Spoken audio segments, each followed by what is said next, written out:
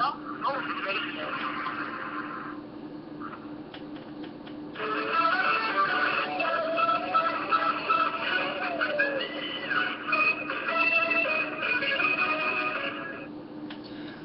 back to my Detroit Sports Show. I'm your host, Taylor Phillips, and I'm going to talk about the Detroit Pistons for the first time ever on my show. If you want to call in, the number is 646-478-4837. Again, the number is 646-478-4837.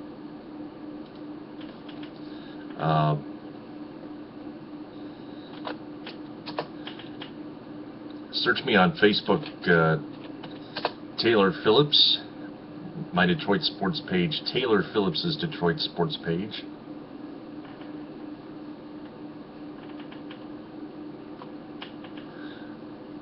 And on Taylor Phillips' Detroit Sports Group. And follow me on Twitter at DT2Phillips and post your opinions. You can also search me on LinkedIn at Taylor Phillips. Also, the chat window is open on blogtalkradio.com.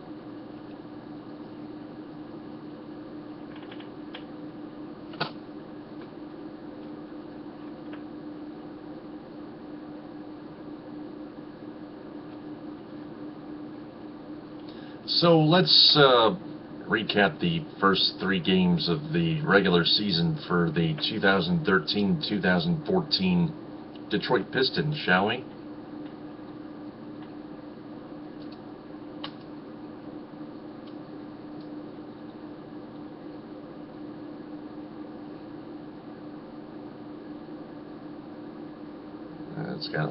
It's Pistons.com schedule. It looks like,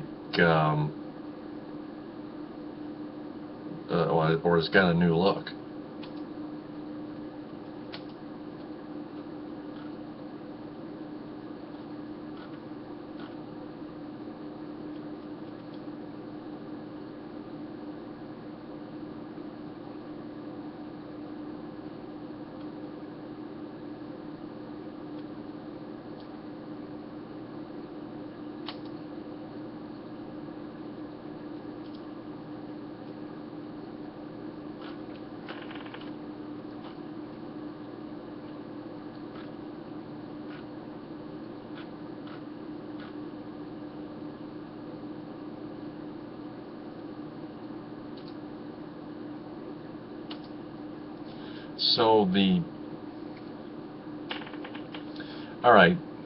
So the Pistons opened their regular season against the Washington Wizards with a 113-102 victory at the Palace last Wednesday.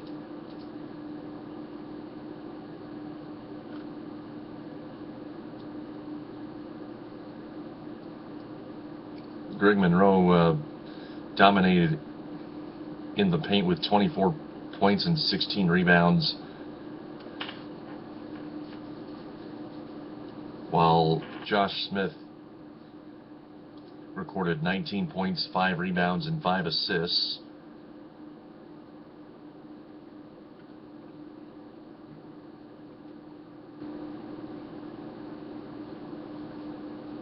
The Pistons outscored the Wizards 56-28 in the paint. 50 at 100% over 50%.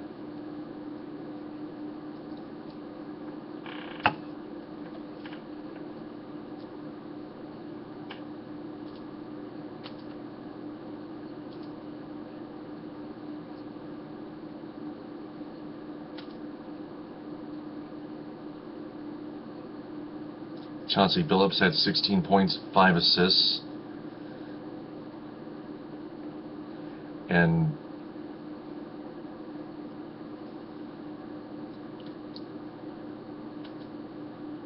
And the Pistons gave up 102 points.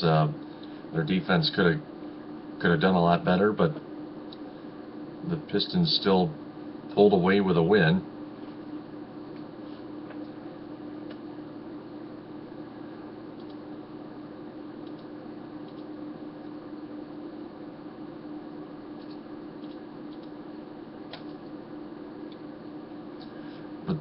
Then on Friday in Memphis, the Pistons blew a 7-point lead and lost in overtime to the Grizzlies 111 to 108.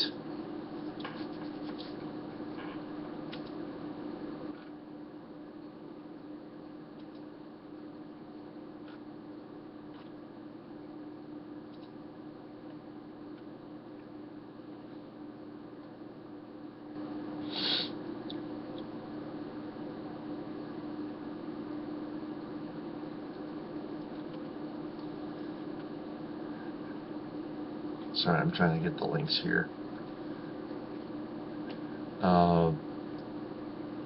That loss extended the Pistons' road losing streak against the Western Conference teams to 19 games.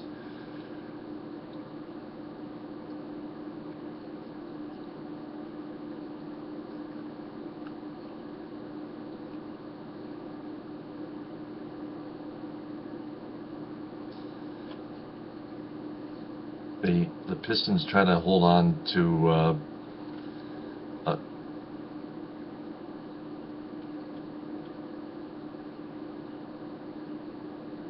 a 2-point lead in the final seconds, but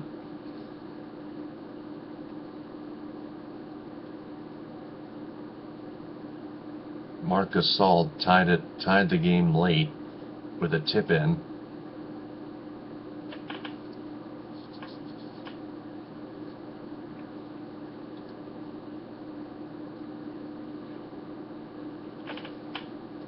And that was the Grizzlies' home opener.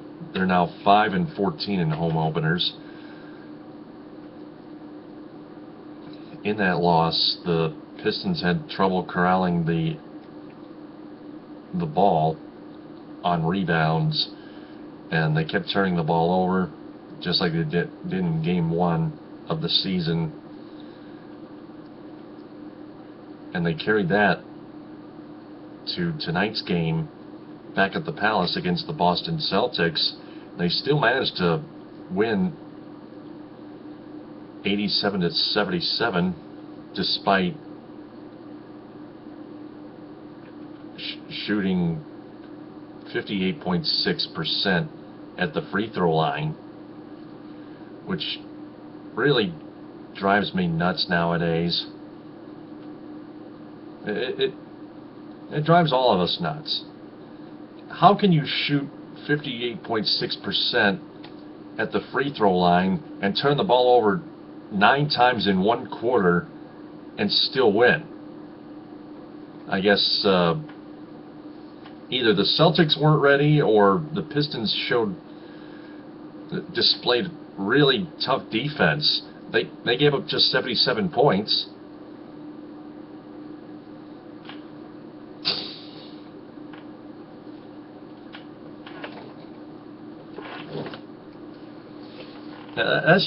That was just another crazy game. All 3 games the Pistons have played thus far have been crazy.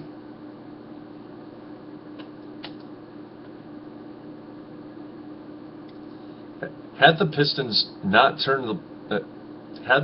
limited the turnovers and done better and shot a lot better at the free throw line, they would have scored at least 140 points per game. For a much fresher start in all the first 3 games at their entireties of the regular season.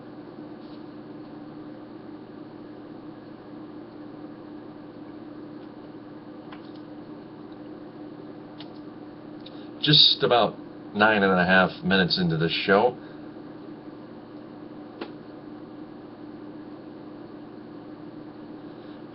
back to Friday's loss. Josh Smith and Rodney Stuckey led the Pistons with 19 points each. Josh Smith was only 7 of 23 from the field. Will Bynum had 18 points, while Greg Monroe finished with 16. Drummond with 12 points and 16 rebounds, a double-double. Josh Smith also had 8 rebounds, 5 assists, 3 steals, and 3 blocks. Gasol's tip-in came with 8.2 seconds left in regulation to tie the game at 95 and force overtime. The Pistons had a chance to untie it and win it, but as usual nowadays, they just don't execute, and they have to.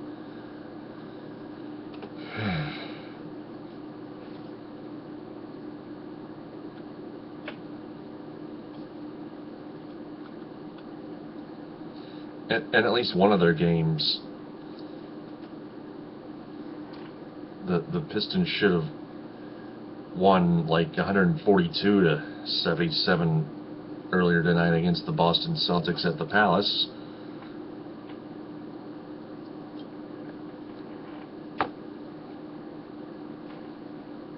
I am simulcasting on YouTube and on blogtalkradio.com. My YouTube channel is Taylor Phillips. Really sorry I was not prepared to record myself on YouTube simulcast on my Red Wings edition last night, but I'm on my Pistons edition on YouTube. But next week I'll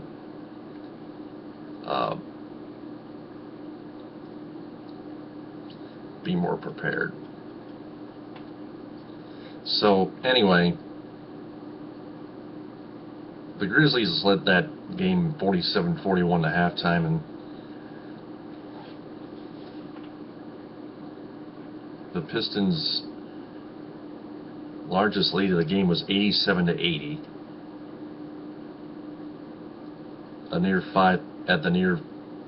At just about near the 5-minute mark of the fourth quarter. Still a lot of time left for the Grizzlies to come back, which they did. Won.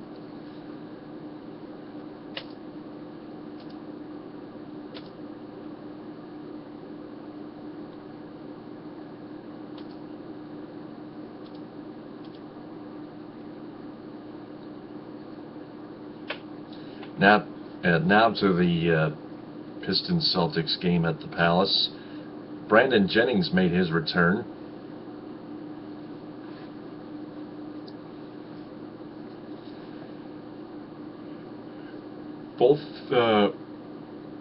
Brandon Jennings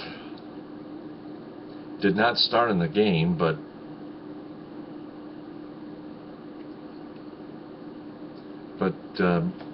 he played 17 minutes and 33 seconds on the court, and Stuckey, who also did not start, played the final 16 minutes and 51 seconds straight after entering the game midway through the third quarter. It wasn't often pretty, except when the Pistons were pounding the ball inside to a front court that again flashed signs of dominance, and they again committed way too many turnovers, 21 to be exact, leading to 27 Celtic points and allowing the Celtics of Boston to erase a 15-point third quarter deficit. All three games, like I said, the Pistons have turned the ball over way too many times.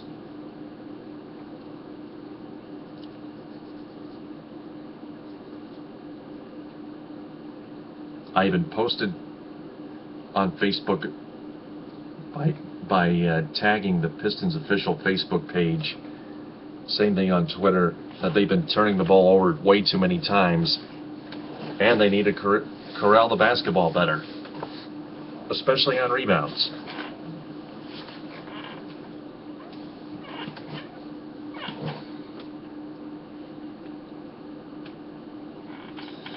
The Pistons also forced 9 turnovers in the fourth quarter alone. That's what it was about. I apologize for the misreading. Spearheaded by Brandon Jennings and Stuckey's backcourt pressure.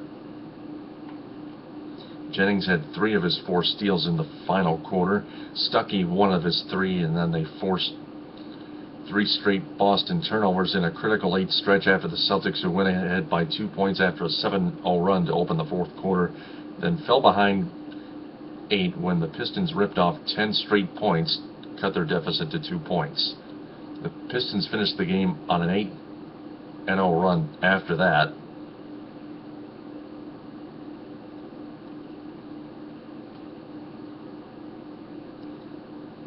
Stuckey finished with 10 points in 27 minutes, while Brandon Jennings scored 14. 8 of them came in the fourth quarter. He also got 4 assists and 3 rebounds and 4 steals.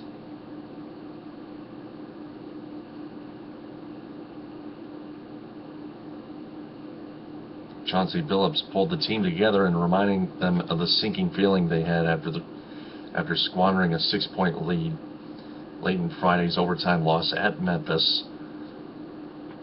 I was telling guys in the huddle, we know how we felt on the way home from Memphis. Let's not play with that tonight. Billups Mr. Big Shot had 5 points in 21 minutes. Will Bynum 4 in 17.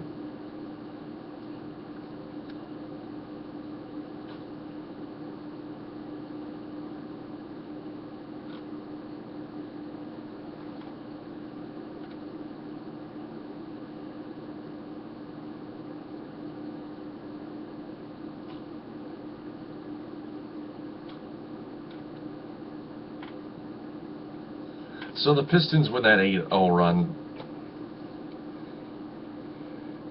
sealed the victory at the end. And now we have less than 13 minutes left on the show. If you want to call in, 646-478-4837. What are your opinions about the Pistons' 3 games thus far this season? I'd like to know.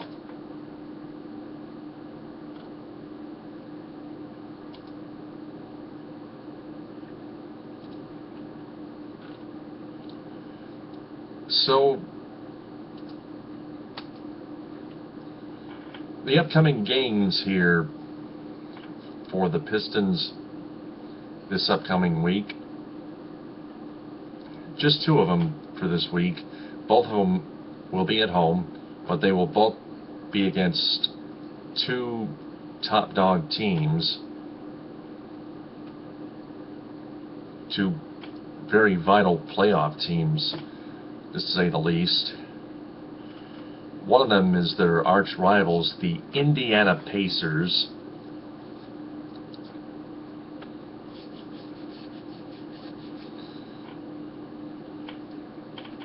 On Tuesday.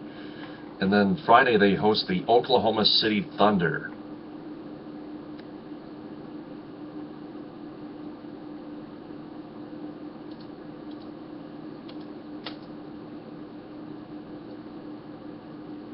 The Pacers are 3-0, and the Oklahoma City Thunder are 2-1.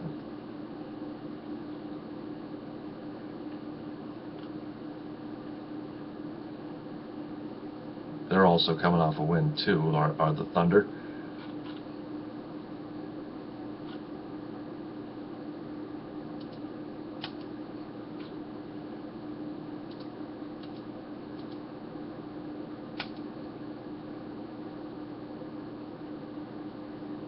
Trying to do a scouting report.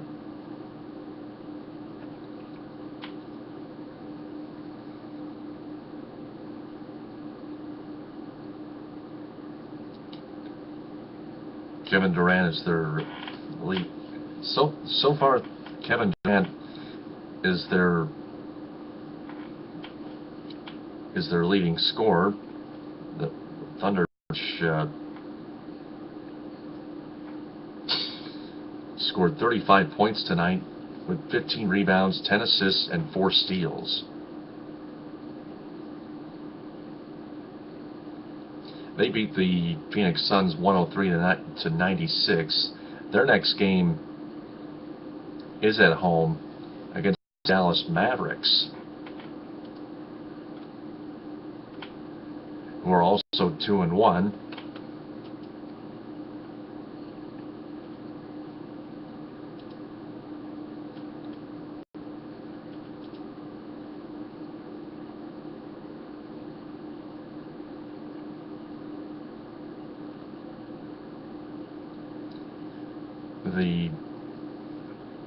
Their only loss came in Minnesota on Friday.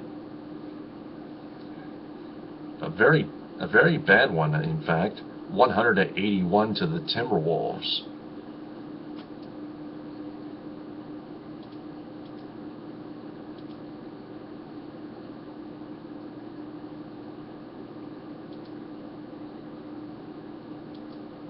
But their first victory came in Utah, at Utah, by a very close margin, 101-98, at Energy Solutions Arena. One of the Pistons' worst enemies. Another one, in fact.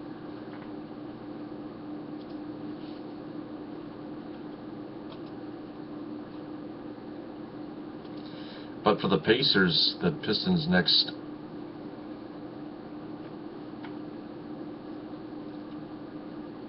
block in the road.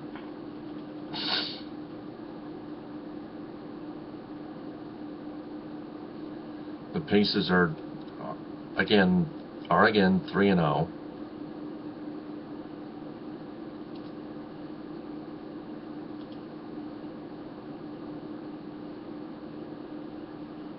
They're coming off an 89-74 win over the Cleveland Cavaliers at home at Bankers Life Fieldhouse. Their other two wins were home against Orlando last Tuesday, 97-87 against the Magic, and 95-90 on the road against the New Orleans Pelicans.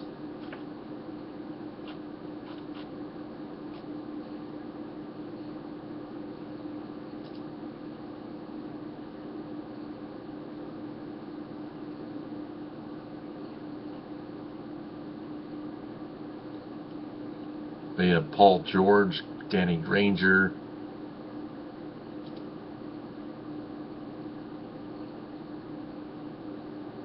C.J. Watson, George Hill, Solomon Hill, Chris Copeland, Roy Hibbert at center. Their head coach is Frank Vogel.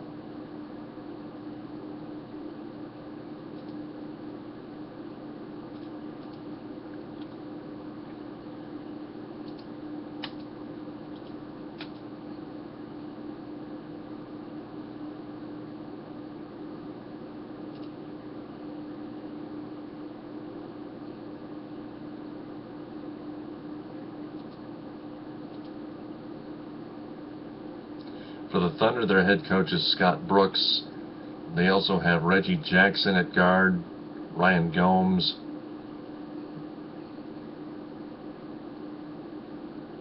Derek Fisher, a former Los Angeles Laker, Kendrick Perkins, Andre Roberson, Hashim Thabit, Russell Westbrook,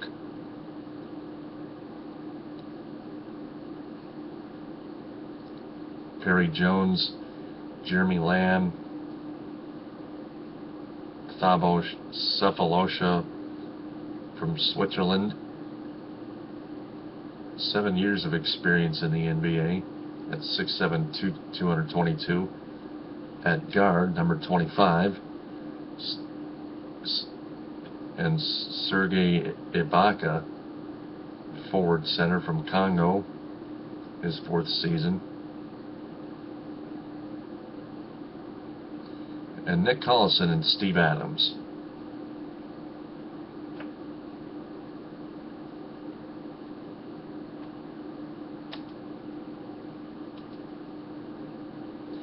5 minutes left on the show, so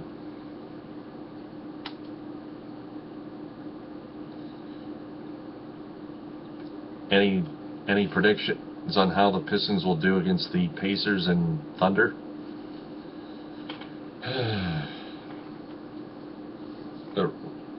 What I would say if the Pistons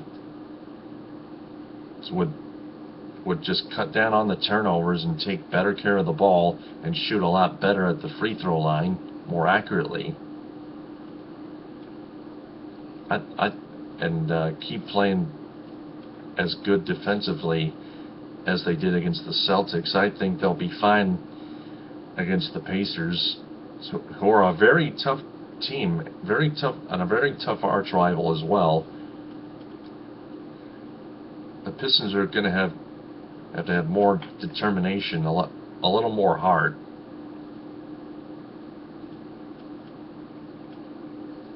And they're going to have to step it up at least a notch or two.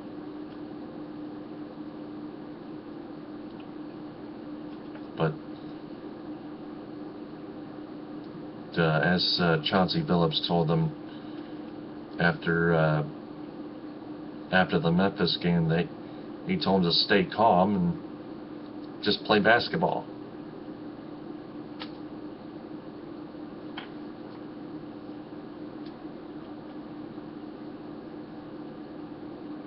But after those two games, the Pistons go out west to take on the Trailblazers, Warriors, Sacramento Kings, and LA Lakers.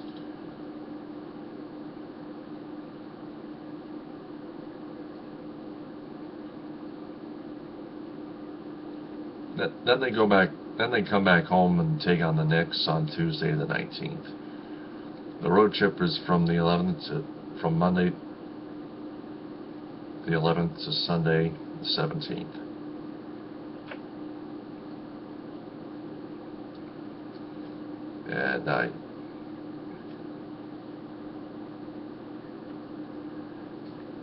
And after the Lakers game, I might have to push my show for that night to 1 a.m. So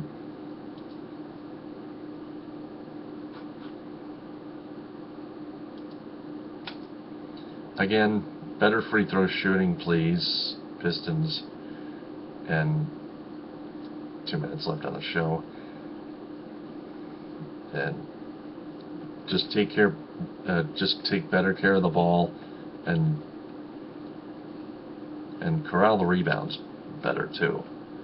So that's about all the ground I have to cover for tonight's Pistons edition of Taylor's Detroit Sports Show. This upcoming Friday night, I'm going to check back in on the Lions and preview their road game against the Chicago Bears. 90 seconds. And I'm going to recap that Cowboys-Lions game just because of how thrilling that was. I think the Lions deserve that too. Just to help keep the momentum going a little bit. So until then, have a good rest of the week, everyone. 60 seconds. Taylor Phillips signing off. Peace.